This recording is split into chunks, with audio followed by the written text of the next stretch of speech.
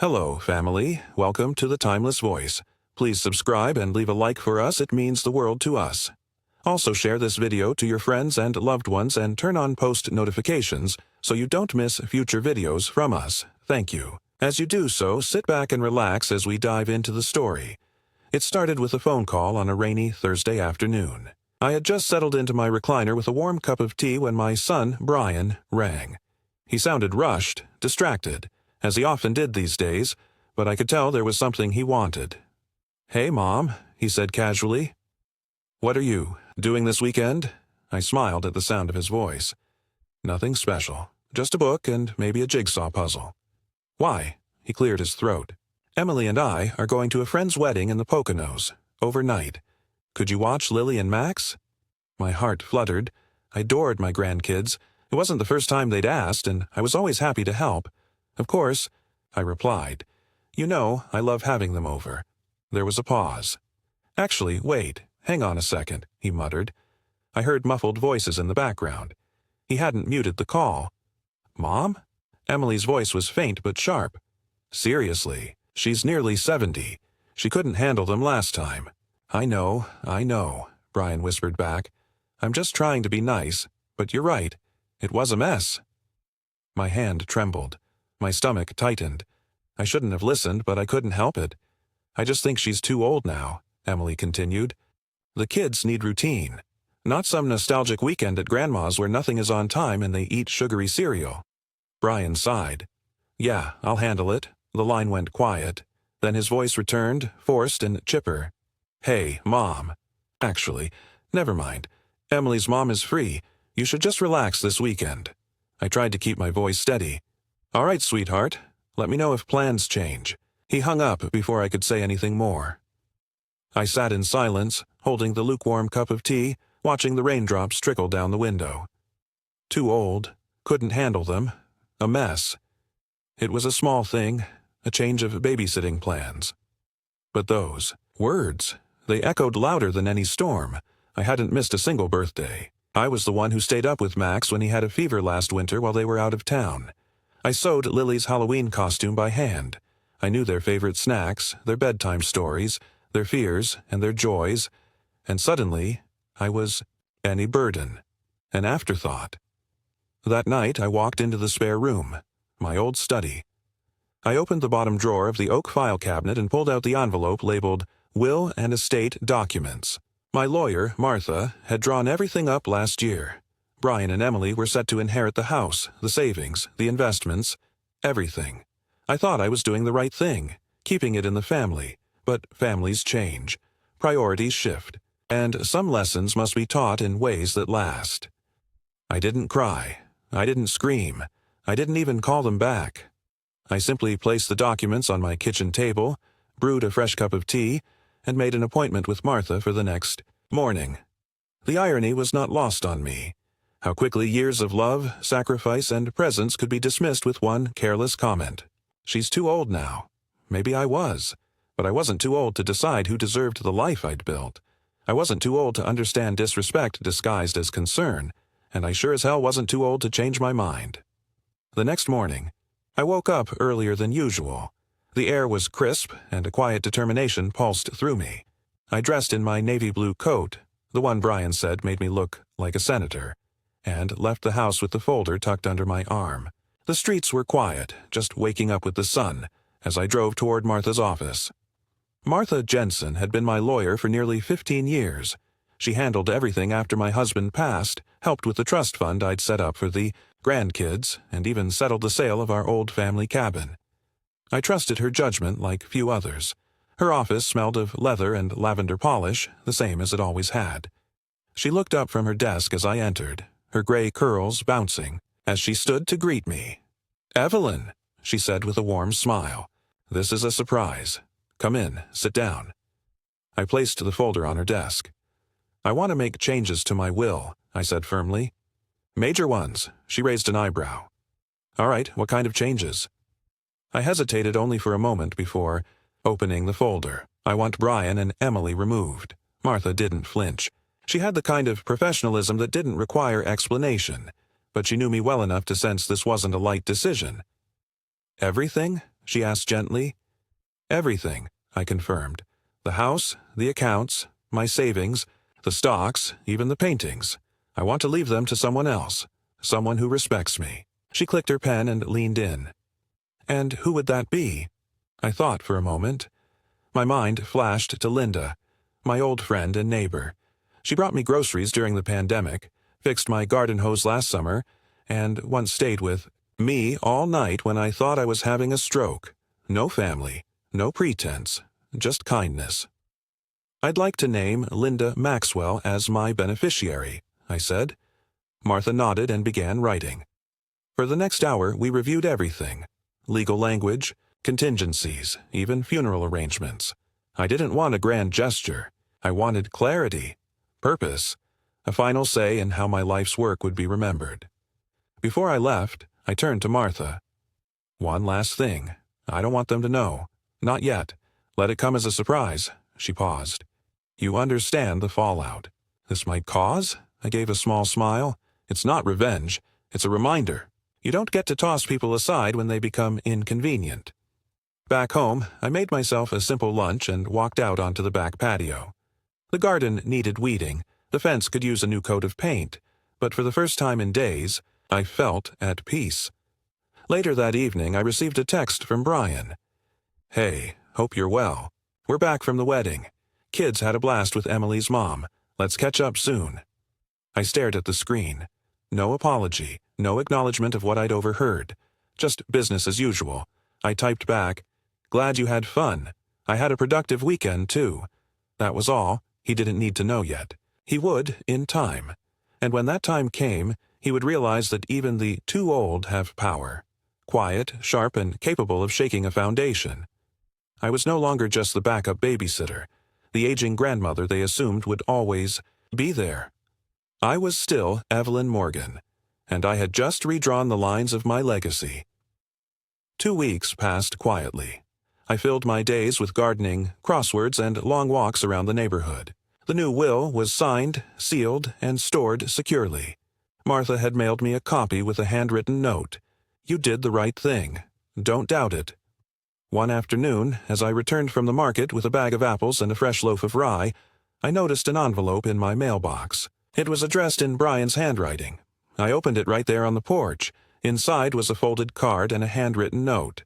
Hi, Mom. Emily's hosting a brunch next Saturday. We'd love for you to come and spend some time with the kids. They miss you. Love, Brian.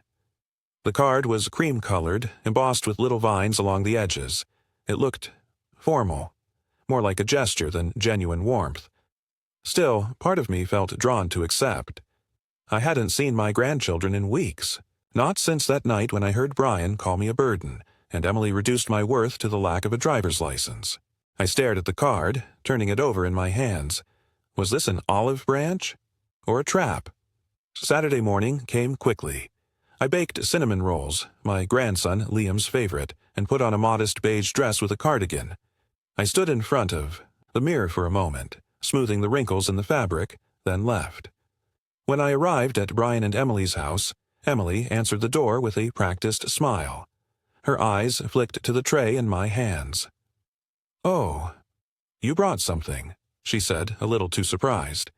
Just cinnamon rolls, I replied. Inside, the house smelled of fresh flowers and brewed coffee. A few of Emily's friends were there, along with a couple of her cousins. Everyone was perfectly groomed, sipping mimosas and discussing yoga retreats and private schools. I spotted Liam and his sister, Sophie, sitting in the family room. Their faces lit up when they saw me. "Grandma," Liam called, rushing over to hug me. For a brief, beautiful moment, everything else faded. I held him close, breathing in the familiar scent of his shampoo and childhood. But the peace didn't last. Over brunch, as I sat beside Liam and helped Sophie cut her fruit, I overheard Emily talking to one of her friends in the kitchen. "She's here now, but honestly, it's just for appearances. We can't be expected to entertain her every weekend. Brian said she's still sharp enough. She'll figure something out." I froze. The words echoed like a slow crack in glass. Appearances. Just for show. Like I was a prop in their carefully curated suburban life. I looked at Brian, seated across the table, chatting with one of Emily's cousins. He hadn't even noticed. didn't seem to care. I gently set down my fork and dabbed the corners of my mouth with a napkin. Liam looked at me with concern. "Are you okay, Grandma?" I nodded and smiled faintly. "I'm fine, sweetheart. Just remembered something I forgot to do." I stood and excused myself, placing the tray of remaining cinnamon rolls on the counter. "I'm afraid I need to head out," I told Emily, "but thank you for the invitation." She blinked. "Already? We were just about to do a toast." "I've had my fill," I said politely. Outside, the air hit my face with a sharpness I hadn't expected. As I got into the car, I realized something important. They hadn't invited me because they missed me. They invited me because it looked good. I wasn't a guest. I was a prop. As I pulled out of the driveway, I glanced at the house one last time, and I felt something stronger than sadness, stronger than disappointment. Resolve. I didn't need their brunches. I didn't need their approval. And soon, they would learn that pretending to care doesn't earn you a legacy. The next day, I met Martha at our favorite cafe downtown. It was a cozy little place tucked between a bookstore and a florist. We used to come here when our kids were small, whispering secrets over cups of Earl Grey while the world spun noisily around us. She was already seated by the window, 2 steaming mugs on the table and a plate of lemon scones between them. "You look like you've had a revelation," she said as I sat down. I sighed. Brunch was a performance. They didn't invite me because they wanted to see me. It was all about optics. Martha nodded knowingly. Emily's always been about appearances. Brian used to be different. "Used to be," I echoed, I told. Her everything. The cinnamon rolls, the overheard comment, the way it felt like I was being displayed instead of included, and how Liam's hug had been the only real moment of warmth. "So what now?" she asked. I looked out the window at the passing cars and thought for a moment. Now, I make sure my will goes to the people who truly care about me, who want me in their lives, not just when it's convenient. Liam and Sophie, I love them, but their parents are raising them to value polish over people. I want to break that cycle. Martha smiled. Then start showing them what love really looks like, in your own way. And so I did. Over the following weeks, I began spending more time with people who valued me, not for what I could do, but for who I was. I joined a local community center and taught 2 afternoon classes: memoir writing for beginners and practical life skills for teens. The teenagers came grudgingly at first, but by the 3rd week, they were asking questions, staying late, and even helping me carry my books to the car. One boy, Marcus, reminded me a little of Brian when he was young. Quiet, intense, but kind, underneath. He lingered after class one evening. "Why do you do this?" he asked. I smiled. "Because someone once taught me that people thrive when they feel seen." He looked at me for a long moment, then nodded and said, "Thanks, Miss Eleanor." That moment stayed with me. I also began seeing Martha more often. We took day trips to small towns nearby, hunted for vintage teacups at flea markets, and giggled like schoolgirls when we got lost in a corn maze in October. I hadn't felt this alive in years. Meanwhile, Brian sent a few texts, mostly short, perfunctory ones. Brian: "Kids, science fair next week if you're interested. Me. I'll be there." Brian: "Liam's birthday party is Saturday. Can you bring cupcakes?" I brought the cupcakes, but this time I stayed for an hour, gave Liam his gift, and left before the cleanup began. I saw the flicker of confusion in Emily's eyes and maybe even a hint of guilt in Brian's, but I didn't engage. I smiled, hugged Liam and Sophie, and left with my head held high. Martha called that night. "You were right to shift the focus," she said. "You're building a new legacy, one that doesn't rely on anyone's permission." I laughed.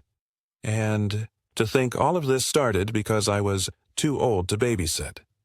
"Funny how that works," she replied. There was still more to do. I had one more surprise left for my son and daughter-in-law. One final way to make it clear that respect and love couldn't be demanded. It had to be earned, and when they finally realized what I had done, it would change everything. By late November, the weather had turned cool and crisp. The leaves on the old oak trees lining my street had fallen, forming crunchy golden paths. That reminded me of the walks I used to take with Brian when he was just a boy. That's when he called. "Hey, Mom, Emily thought it might be nice to have a family dinner at our place. Just the 5 of us, next Friday. We haven't all sat down together in a while." I could hear the effort in his voice. It wasn't exactly warm, but it wasn't cold either. I knew this wasn't entirely his idea. Emily likely pushed for it. Maybe they sensed something shifting. Maybe my absence at the end of birthday parties, the way I no longer offered to stay late or drive the kids to sports practice, had unsettled their expectations. "All right," I said. "What should I bring?" "Just yourself," Brian replied, after a short pause. I arrived with a small bouquet of mums and a bottle of sparkling cider. Emily opened the door, smiling a little too widely. I could tell she was trying to be gracious. It almost felt rehearsed. Dinner was roast chicken, salad, and rice pilaf. The kids were excited to see me. Liam showed me his science project, and Sophie proudly read me a poem she wrote in school. For a moment, I let myself forget. I laughed with them, told stories about their dad when he was their age, and even helped Sophie pick the parsley out of her rice. Then, over dessert, Emily cleared her throat. "So, we wanted to talk to you about something." Brian shifted in his chair. "We've been thinking a lot lately about the future, about our family, and we realized maybe we've taken some things for granted." I raised an eyebrow. "Oh?" Emily folded her hands neatly. "We know you've been distant lately, and if that's because of something we said or did, we'd like to fix it." It wasn't an apology. It was a presentation. Words calculated to preserve the image, not to mend the wound. "I appreciate that," I said, keeping my voice even. Brian leaned forward. "We were also wondering. If you ever wanted to spend more time with the kids again, like babysitting, or maybe living nearby, we'd be happy to help you get settled." I nearly laughed. A few months ago, I was too old and inconvenient to help. Now, they were offering assistance like it was a charitable favor. They hadn't changed their view of me. They were just afraid of losing the benefits that came with proximity. I placed my fork down gently and folded my hands. "Thank you," I said, "but I'm doing just fine. Actually, better than fine. I've started teaching again. I'm surrounded by good people, and I'm leaving behind a legacy I'm proud of." They both blinked. "I hope," I added, "that one day you'll understand something important. You don't push people away and expect them to wait in the wings until you need them again." There was silence. Even the kids looked confused. Brian frowned. "Mom, what are you trying to say?" I looked at him evenly. "I've already updated my will. Everything is going to someone who's been there for me. Someone who didn't laugh at me behind my back or decide my worth based on whether I could drive their kids to soccer practice." Emily's mouth opened, but no sound came out. Brian sat back, stunned. "I've left a trust fund for Liam and Sophie," I added gently. "But everything else? My home, my savings, even your father's antique collection. It's going to someone who treated me like a human being." They were both silent now. "I didn't come here tonight to hurt you. I came because I wanted you to know that respect isn't a decoration you bring out when company's over. It's how you treat someone every day." I kissed Sophie on the forehead, hugged Liam, and left before they could find words. That night, I slept better than I had in years.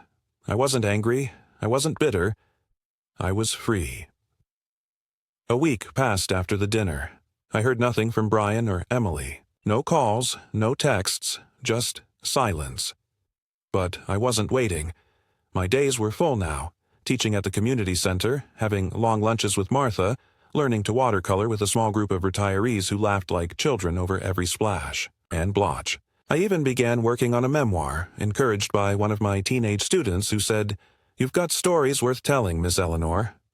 One afternoon, while I was clipping back the overgrown lavender in my garden, Liam appeared at my front gate.